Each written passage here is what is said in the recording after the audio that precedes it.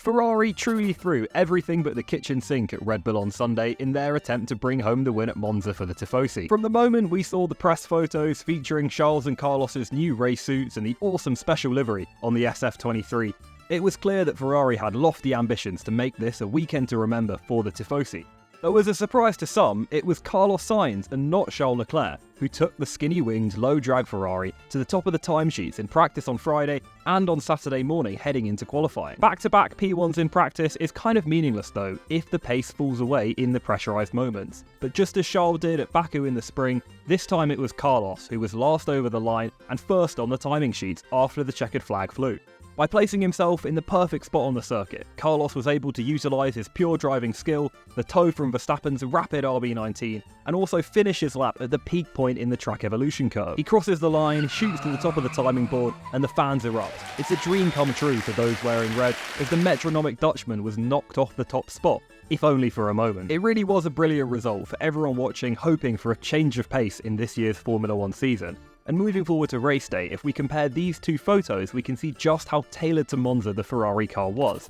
Both the front and the rear wing angles were dramatically shallow, sacrificing control at high speed and tyre degradation in the name of higher top speed.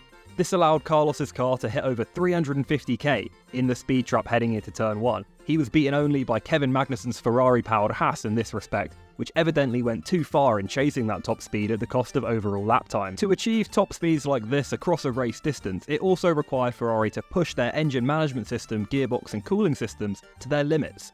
This is one of the hardest problems for engineers. With air temps hovering around 30 degrees, how do you find that balance between taking drag off the car, keeping the temperatures in the right place, and the tyres in the right temperature window? Of course, it's not something that you can afford to do every race round, but we know how important Monza is to Ferrari, and by allowing their drivers to use maximum revs down the straight and high battery deployment modes, they were able to hold positions, leading Max Verstappen to note that even under DRS, their top speed was something to be marvelled at.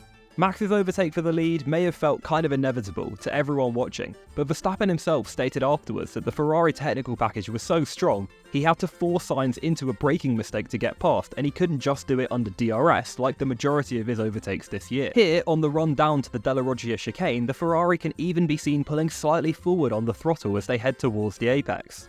For all the Formula 1 teams, pushing internal car components in this way is rare in this era of limited parts and engine grid penalties, and be wary for this later on in the year. If we see a power unit change for the red cars, it could be a result of the hard miles they put in around the Italian forest this weekend. Additionally, ever since the start of this regulation era, one of the main strengths of the Ferrari has been traction and power efficiency through the gears. With the start-stop nature of Monza's heavy braking and high top speed layout, this was a further factor that led to them being solidly second place in the pace rankings this weekend.